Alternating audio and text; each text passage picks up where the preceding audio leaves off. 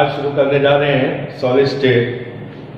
बड़ा interesting chapter है, बस स्कोरिंग भी है, बहुत मजा आएगा पढ़ने में अगर आप मेरे हिसाब से चलेंगे तो। बस कुछ नहीं करना, चैप्टर में आपको सिखाऊंगा, रोज लेक्चर करना है और सिर्फ 5 मिनट का रिवीजन करना है। शुरू करने जा रहा हूं बिल्कुल बेसिक से। सॉलिड क्या होते हैं? दुनिया की हर चीज कुछ बेसिक पार्टिकल से मिलकर बनती है। हर चीज, मान लीजिए ये पेन है, ये बोर्ड है, आप हैं, मैं हूं। इन बेसिक पार्टिकल को हम कॉन्स्टिट्यूएंट पार्टिकल कहते हैं। ये कॉन्स्टिट्यूएंट पार्टिकल 3 तरह के होते हैं, एटम, आयंस और मॉलिक्यूल्स। ये पेन भी बेसिक पार्टिकल से मिलकर बना है, कॉन्स्टिट्यूएंट पार्टिकल से मिलकर बना है, एटम, आयन या मॉलिक्यूल से मिलकर बना है। इस पेन में billions of billions atom, ion, molecules हैं, बहुत सारे कॉन्स्टिट्यूएंट पार्टिकल्स हैं और इन पार्टिकल्स के बीच में एक फोर्स ऑफ अट्रैक्शन होती है। अगर ये force of attraction very strong हो जाए तो पार्टिकल टाइटली बाउंड हो जाते हैं, हिल नहीं पाते, जिसके कारण उनकी पोजीशन फिक्स हो जाती है, शेप फिक्स हो जाती है, वॉल्यूम फिक्स हो जाता है। और ऐसी फिक्स शेप और फिक्स वॉल्यूम, डेफिनेट शेप और डेफिनेट वॉल्यूम वाली चीज को कहते हैं सॉलिड। तो कुल मिला के सॉलिड क्या हुए? which has definite shape and definite volume due to strong force of attraction between constituent particles। तो कोई आपसे पूछे सॉलिड क्या है तो आप कहना which has definite shape, definite volume due to strong force of attraction between constituent particles। या बहुत सारे क्वेश्चन बनाए जा सकते हैं। कोई आपसे पूछता है सॉलिड की डेंसिटी ज्यादा क्यों है तो आप कहना due to strong force of attraction between constituent particles। तो आपसे कोई कहता है सॉलिड रिजिड क्यों होते हैं, कहना due to strong force of attraction between constituent particles। कोई आपसे कहता है सॉलिड की डिफ्यूजिबिलिटी कम क्यों होती है, आप कहना due to strong force of attraction between constituent particles। कोई आपसे पूछे सॉलिड क्यों होते हैं, कहना due to strong force of attraction between constituent particles। Chapter को आगे बढ़ाते हैं। सॉलिड को 2 टाइप में बांटा गया है on the basis of arrangement. क्योंकि आप जानते हैं कि सॉलिड कॉन्स्टिट्यूएंट पार्टिकल से मिलकर बना है, तो पार्टिकल 2 तरह से अरेंज होते हैं। या तो वो रेगुलर मैनर में अरेंज होते हैं या इर्रेगुलर मैनर में अरेंज होते हैं। और अगर पार्टिकल रेगुलर मैनर में अरेंज हो तो सॉलिड को कहेंगे क्रिस्टलाइन, और अगर इर्रेगुलर मैनर में अरेंज हो तो सॉलिड को कहेंगे अमोर्फस। तो सॉलिड 2 तरह के, क्रिस्टलाइन, अमोर्फस, रेगुलर क्रिस्टलाइन और इर्रेगुलर अमोर्फस, 2 तरह के सॉलिड। रेगुलर और इर्रेगुलर को समझाने के लिए एक छोटा सा एग्जांपल लेता हूं। जैसे मान लीजिए आप किसी हलवाई की दुकान पे जाते हैं, वहां मिठाइयां देखिए कितने शानदार तरीके से लगी होती है, पहले एक लेयर, फिर दूसरी, फिर तीसरी, फिर चौथी। इसे बोलते हैं रेगुलर। और अगर वही मिठाइयां आप किसी डिब्बे में डाल दे या खा जाए तो जो अरेंजमेंट आएगी उसे कहेंगे इर्रेगुलर। तो सॉलिड 2 तरह का, रेगुलर, इर्रेगुलर। रेगुलर अरेंजमेंट को बोलेंगे क्रिस्टलाइन, इर्रेगुलर को बोलेंगे अमोर्फस। और क्रिस्टलाइन सॉलिड को 3 डायमेंशन में कहा जाता है क्रिस्टल लैटिस, या इसका दूसरा नाम है स्पेस लैटिस। तो आपसे पूछा जाएगा क्रिस्टल लैटिस या स्पेस लैटिस क्या होता है, तो आप कहना the 3 dimensional arrangement of A crystalline solid is called crystal lattice और स्पेस लैटिस। एक क्रिस्टल लैटिस कैसा दिखता है? एक क्रिस्टल लैटिस एक क्यूब जैसा दिखता है। Let me draw the figure. First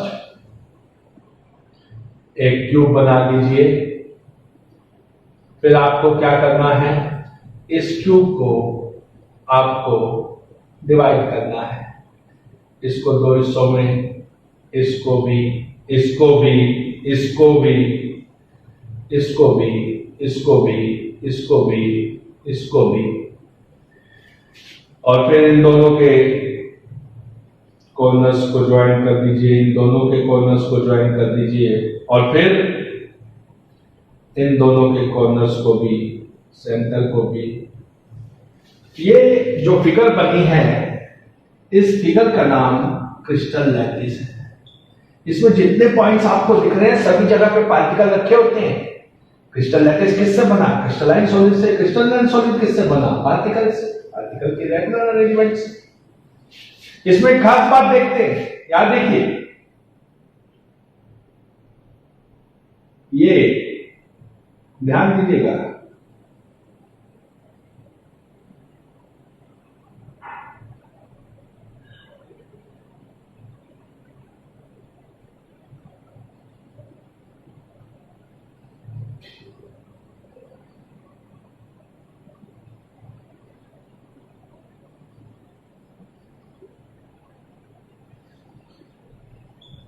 आपको एक क्यूब नजर आ रहा होगा,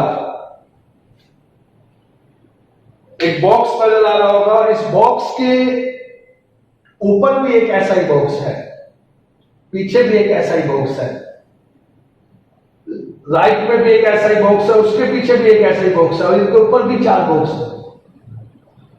तो ये जो बॉक्स है, इसको बार बार रिपीट करने से ही क्रिस्टल लैटिस बनता है, और ये क्रिस्टल लैटिस की सबसे छोटी यूनिट है, जिसे कहते हैं यूनिट सेल। यूनिट सेल, ध्यान रखना, the smallest unit of crystal lattice, which when repeated again and again in each and every direction gives a crystal lattice. Crystal lattice की वो स्मॉलेस्ट यूनिट जिसको बार बार दोहराया जाए और दोहराने से क्रिस्टल लैटिस बने, उस छोटी यूनिट को कहते हैं यूनिट सेल। एक्चुअल में चैप्टर पढ़ रहे सॉलिड स्टेट, पर इसमें समझने वाली चीज एक ही है, जिसका नाम है यूनिट सेल। यूनिट सेल कुछ नहीं है, यूनिट सेल एक छोटे से बॉक्स की तरह है। देखिए, ये रहा वो बॉक्स, ये है एक यूनिट सेल, एक रूम की तरह। ये एक यूनिट सेल है जिसमें हमारे पास 3 एक्सिस हैं, x axis, y axis and z axis. x axis के अलोंग जो लेंथ है उसका नाम है a, y एक्सिस के अलोंग जो लेंथ है उसका नाम है b, z एक्सिस के अलोंग जो लेंथ है उसका नाम है c। और b और c के बीच का angle a b c length है, डायमेंशंस हैं along the axis x y and z। और B और C के बीच का एंगल है अल्फा, C और A के बीच का एंगल है बीटा, और A और B के बीच का एंगल है गामा। तो A B C डायमेंशन है और अल्फा बीटा गामा इनके बीच के एंगल है। अल्फा बीटा गामा इनके बीच के एंगल है। तो इस एंगल और डायमेंशन के बेस पर यूनिट सेल को 7 टाइप्स में डिवाइड किया गया है। यूनिट सेल हमारे पास 7 टाइप का है on the basis of angle and dimension. Unit cell on the basis of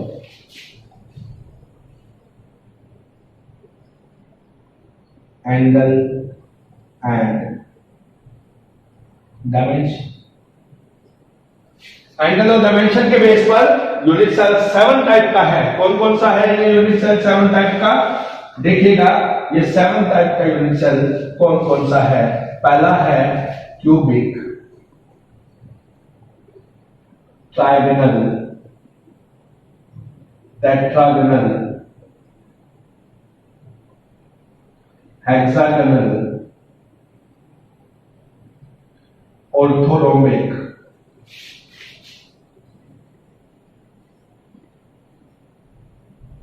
triclinic and monoclinic. Unit cell में ए बी सी डायमेंशन है और अल्फा बीटा गामा इनके एंगल है, और एंगल और डायमेंशन के बेस पर यूनिट सेल को 7 टाइप्स में डिवाइड किया जाता है। 7 टाइप्स में डिवाइड किया जाता है। Cubic, trigonal, tetragonal, hexagonal, orthorhombic, triclinic, monoclinic. Cubic में क्या होता है? A equal to B equal to C, alpha equal to beta equal to gamma equal to 90 degree रहता है। और ट्राइक्लिनिक में क्या रहता है? A not equal to B not equal to C, alpha not equal to beta not equal to gamma not equal to 90 degree रहता है।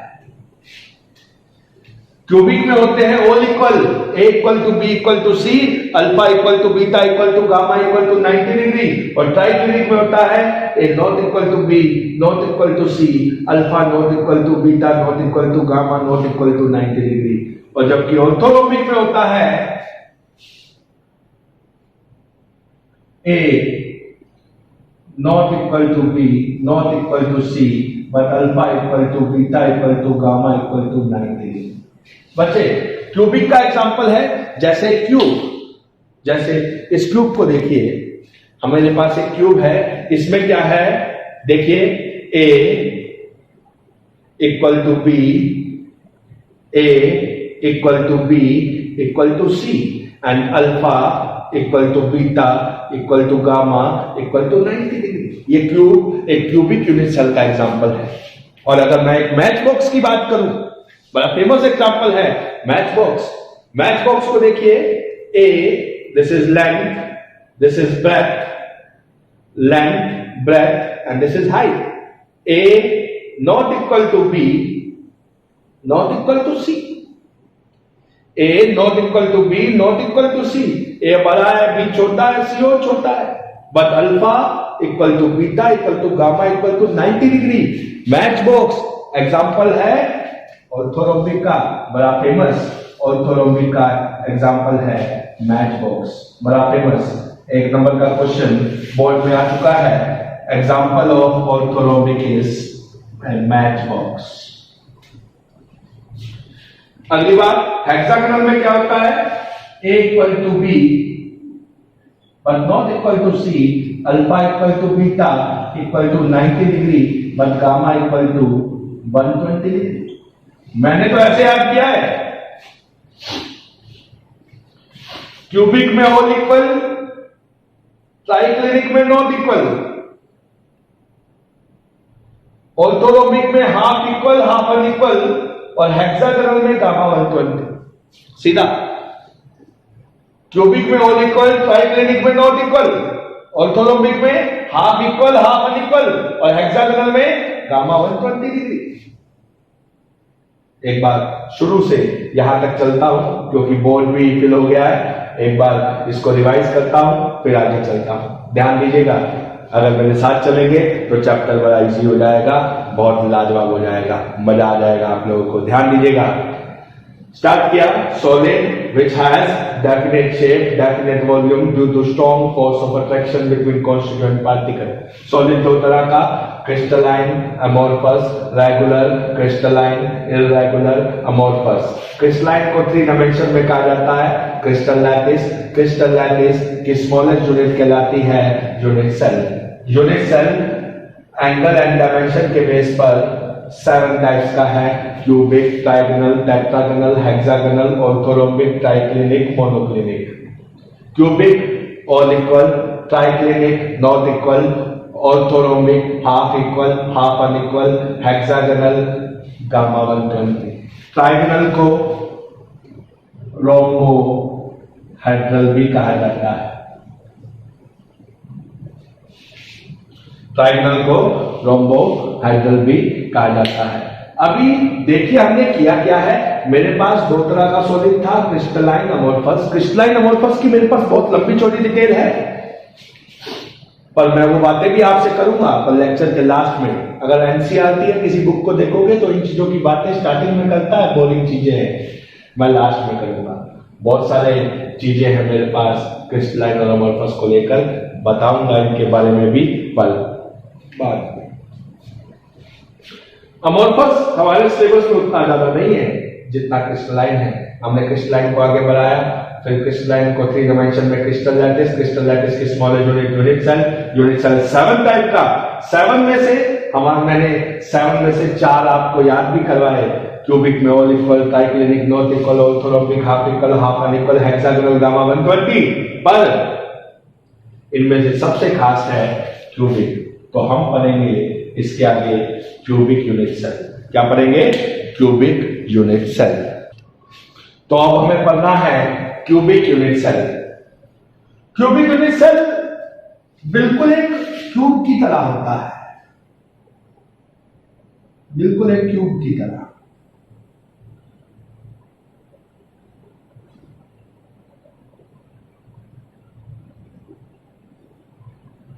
Cubic unit cell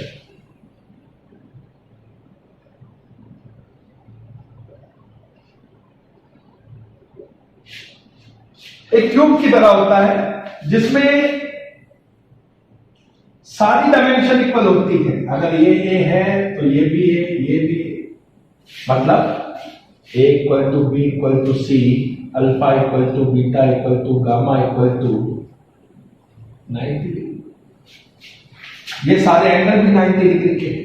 जैसे ये है एक क्यूबिक यूनिट सेल। एक क्यूबिक यूनिट सेल के अंदर होते हैं 8 कॉर्नर, 1 2 3 4 5 6 7 8। देखिए 1 2 3 4 5 6 7 8 कॉर्नर। क्या होते हैं क्यूबिक यूनिट सेल में? 8 कॉर्नर,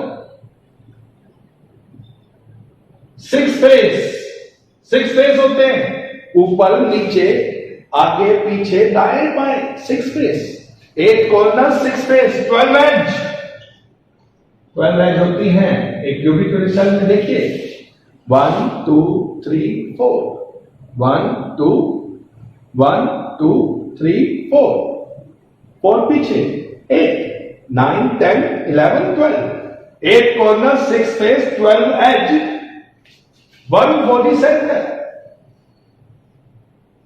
बॉडी सेंटर बिल्कुल सेंटर पे, बिल्कुल सेंटर पे बॉडी सेंटर। ऊपर से, नीचे से, आगे से, पीछे से, दाएं से, बाएं से, हर जगह से सेंटर पे होगा ये। इसको बोलते हैं body centre. And 4 body diagonal. Body diagonal जो एक कॉर्नर से अपोजिट कॉर्नर तक, मतलब यहां से चलेंगे यहां तक, यहां से चलेंगे तो यहां तक, और यहां से चलेंगे तो यहां तक। 4 बॉडी डायगोनल, 1 2 3 4। और ये चारों बॉडी डायगोनल बॉडी सेंटर पे आके मिलते हैं। एक क्यूबिक यूनिट सेल में क्या क्या होता है देखिए, ध्यान दीजिए। पहली बात तो आपको पता ही है, A equal to B equal to C, alpha equal to beta equal to gamma equal to 90 degree. और दूसरी बात है 8 corner, 6 face, 12 edge, 1 body centre and 4 body diagonal. और सबसे खास बात, कंट्रीब्यूशन ऑफ पार्टिकल और यूनिट सेल।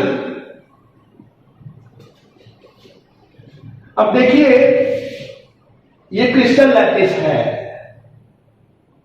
ये क्रिस्टलाइन सॉलिड की 3 डायमेंशनल अरेंजमेंट है। ये यूनिट सेल है, इसमें 8 कॉर्नर है, 6 फेस है, 12 एज है, 1 बॉडी सेंटर है, 4 बॉडी डायगोनल है। और जानते हैं इन सभी पोजीशन पर पार्टिकल रखे जाते हैं। मान लीजिए कॉर्नर पे पार्टिकल रखा गया, किसी कॉर्नर पे पार्टिकल रखा गया, या फेस पे रखा गया, या बॉडी सेंटर पे रखा गया। पार्टिकल कहीं भी हो सकते हैं। क्योंकि क्रिस्टलाइन सॉलिड है और क्रिस्टलाइन सॉलिड में पार्टिकल कहीं भी रखे जा सकते हैं, पर रेगुलर मैनर में रखे जाएंगे। और ध्यान रखिए, अगर पार्टिकल को कॉर्नर पे रखा गया तो ये जो कॉर्नर है वो खाली एक यूनिट सेल का कॉर्नर नहीं है, ये पीछे वाले का भी कॉर्नर है, साइड वाले का भी कॉर्नर है, उसके पीछे वाले का भी कॉर्नर है, उसके ऊपर भी चार है उनका भी एक कॉर्नर है। एक यूनिट सेल का कॉर्नर 8 यूनिट सेल का कॉर्नर होता है। इसीलिए अगर कॉर्नर पे कोई पार्टिकल रखेंगे तो इस यूनिट सेल के हिस्से में जो इस पार्टिकल का कंट्रीब्यूशन होगा वो 1/8 होगा, क्योंकि ये कॉर्नर एक यूनिट सेल का नहीं 8 यूनिट सेल का कॉर्नर है, तो कॉर्नर पे कंट्रीब्यूशन होता है 1/8। कितना कंट्रीब्यूशन होता है? 1/8 contribution of a particle for unit cell, contribution of a particle for unit cell corner पे होता है 1/8। इसी तरह अगर मैं फेस की बात करूं तो ये जो फेस है ये खाली इस यूनिट सेल का फेस नहीं है, ऊपर वाले का भी यही फेस है। तो किसी भी यूनिट सेल का फेस 2 यूनिट सेल का फेस होता है, इसीलिए फेस पे कंट्रीब्यूशन आता है। अगर मैं यहां पे एक पार्टिकल रखता हूं तो वो दोनों के हिस्से में आएगा, ऊपर वाले के भी और नीचे वाले के भी। इधर रखता हूं तो दोनों के हिस्से में आएगा, दाएं वाले के भी और बाएं वाले के भी। तो फेस पे कंट्रीब्यूशन होता है 1/2। इसी तरह एज पे कंट्रीब्यूशन होता है 1/4, क्योंकि ये एज कितने यूनिट सेल की एज है? ये एज है 4 यूनिट सेल की एज है। इसकी भी है, पीछे वाले की भी है, साइड वाले की भी है, उसके पीछे वाले की भी।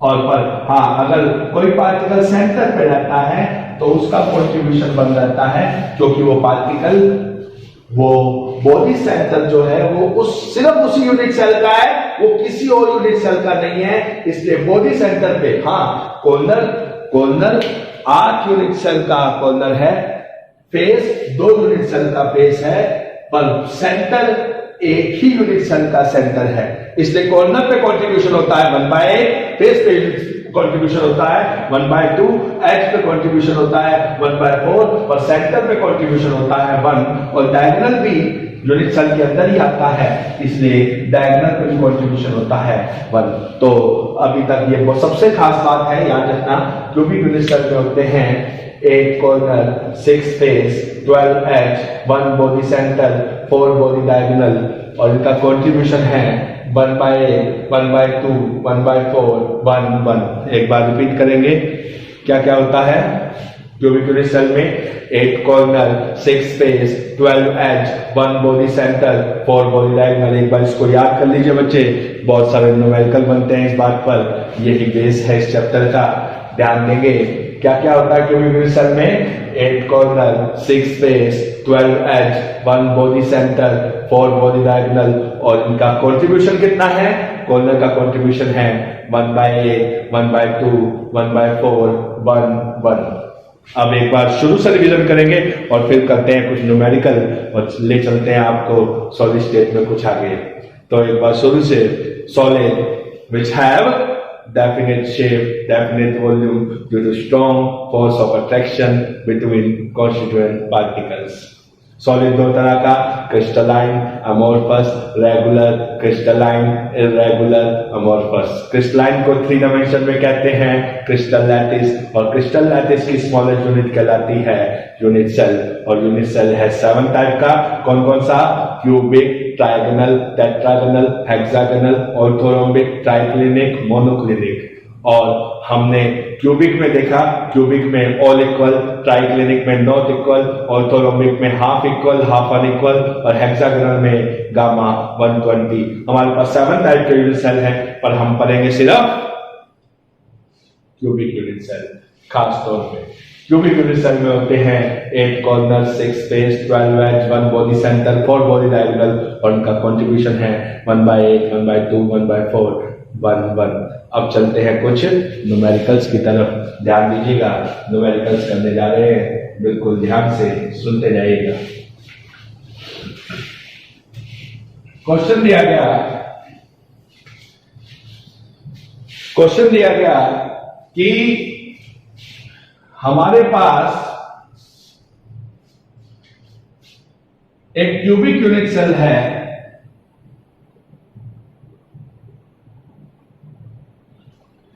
जिसमें particles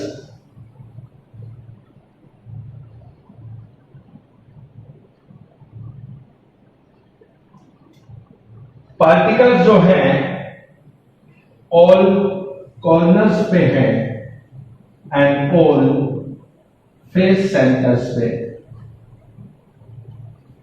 all corners and all face centres. और पूछा गया है हमसे, बताइए यूनिट सेल में कितने लैटिस पॉइंट हैं और कितने टोटल पार्टिकल हैं। क्या पूछा गया है? लैटिस पॉइंट कितने हैं और टोटल पार्टिकल कितने हैं। मैं आपको बता दूं लैटिस पॉइंट क्या रहता है। Lattice point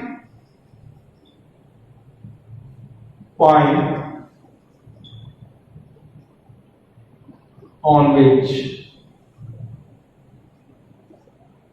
particles are placed। Lattice point वो पार्टिकल पॉइंट होते हैं जिन पे पार्टिकल को रखा जाता है। जैसे कॉर्नर्स पे रखा गया, तो कॉर्नर्स कितने थे? क्यूबिक यूनिट सेल में पार्टिकल्स को कॉर्नर पे और फेस सेंटर पे रखा गया, तो कॉर्नर्स कितने थे? 8 और फेस सेंटर कितने थे? 6। All corner all face centre, तो लैटिस पॉइंट हो गए 40। बेसिक क्वेश्चन है, ध्यान देते रहिए। दूसरी बात पूछी गई टोटल पार्टिकल। टोटल पार्टिकल देखिए, पार्टिकल को आपने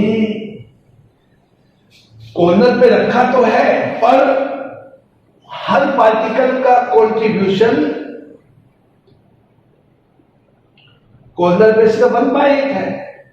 तो 8 कॉर्नर पे तो रखा है पर कंट्रीब्यूशन 1/8 है। तो मैं आपको बताना चाहता हूं टोटल पार्टिकल होते हैं summation of lattice point into contribution. अब जैसे हमें टोटल पार्टिकल निकालने हैं, तो टोटल पार्टिकल कितने होंगे? टोटल पार्टिकल होंगे लैटिस पॉइंट, कॉर्नर पे लैटिस पॉइंट है 8, पर कॉर्नर पे कंट्रीब्यूशन है 1/8। इसी तरह फेस पे रखा गया पार्टिकल को, फेस पे लैटिस पॉइंट है 6 फेस होते हैं और पर फेस पे कंट्रीब्यूशन होता है 1/2। ये आ गया 1 + 3 दैट इज 4। एक सिंपल क्वेश्चन था। नेक्स्ट क्वेश्चन की तरफ चलते हैं। हमारा नेक्स्ट क्वेश्चन क्या है? कहता है एक क्यूबिक यूनिट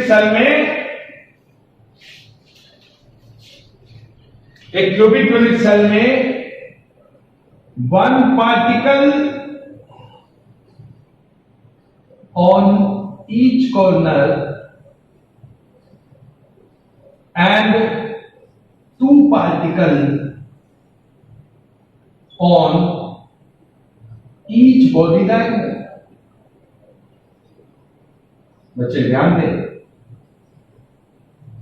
कहता है बताइए टोटल पार्टिकल कितने होंगे। ध्यान दीजिएगा,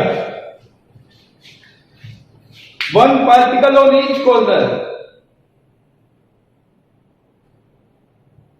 and 2 particle on each body diagonal. अगर हमें सीधा कहता पार्टिकल ऑन ईच कॉर्नर, तो मैं क्या करता 8 × 1/8, और उसने कहा 1 पार्टिकल ऑन ईच कॉर्नर, तो 1 पार्टिकल ऑन ईच कॉर्नर जिसका कंट्रीब्यूशन 1/8 है। 2 particle on each body diagonal. Body diagonal कितने होते हैं? 4, और जिनका कंट्रीब्यूशन 1 है। 1 पार्टिकल ईच कॉर्नर 8 होते हैं, contribution 1/8। 2 particle each body diagonal 4, जिनका कंट्रीब्यूशन 1। टोटल पार्टिकल हो गए 1 + 8 दैट इज 9।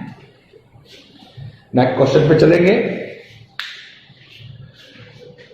अगला क्वेश्चन सुनिएगा। Particle X present on all corners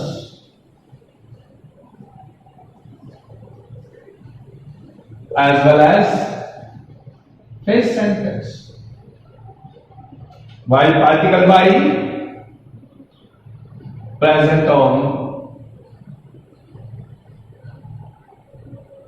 all edge centers. बच्चे ध्यान देंगे, X ऑल कॉर्नर पे है और फेस सेंटर पे है और Y ऑल एज सेंटर पे है। कहता है what should be formula of solid. Solid का फॉर्मूला क्या होगा, किस फॉर्मूले से सॉलिड को रिप्रेजेंट किया जा सकता है। पार्टिकल X कॉर्नर पे है, Y कॉर्नर पे है और फेस पे है और Y एज सेंटर पे है और हमें बताना है कि सॉलिड का फॉर्मूला क्या होगा। चलो देखते हैं। टोटल एक्स कितने होंगे, टोटल एक्स ऑल कॉर्नर कितने 8 कंट्रीब्यूशन 1/8, फेस कितने 6 कंट्रीब्यूशन 1/2, टोटल एक्स हो गए 4x। टोटल वाई एज कितनी होती है 12, कंट्रीब्यूशन कितना 1/4 3y। सो फॉर्मूला हमेशा मल्टीप्लिकेशन की फॉर्म में होता है, तो फॉर्मूला हो गया x4 y3। क्वेश्चन में आगे चलते हैं। x ऑल कॉर्नर पे है, y half of face centre पे है और z बॉडी सेंटर पे। फॉर्मूला बताना है। x ऑल कॉर्नर पे है, ध्यान दीजिए बच्चे, x ऑल कॉर्नर पे है तो टोटल x हो गए all corner 8 contribution 1/8 that is 1x। y half of face centre, total y। Face centre कितने होते हैं, कॉर्नर होते हैं कंट्रीब्यूशन 1/8, फेस सेंटर होते हैं 6 और हाफ ऑफ फेस सेंटर 3 और फेस पे कंट्रीब्यूशन होता है 1/2, तो y हो गए 3/2y एंड z है बॉडी सेंटर पे। बॉडी सेंटर कितने होते हैं 1, कंट्रीब्यूशन कितना होता है 1, तो 1z। फॉर्मूला हो गया x1, क्या फॉर्मूला हो गया x1 y 3/2 z1। अच्छा नहीं लग रहा है, 2 से मल्टीप्लाई कर देते हैं x2 y3 z2।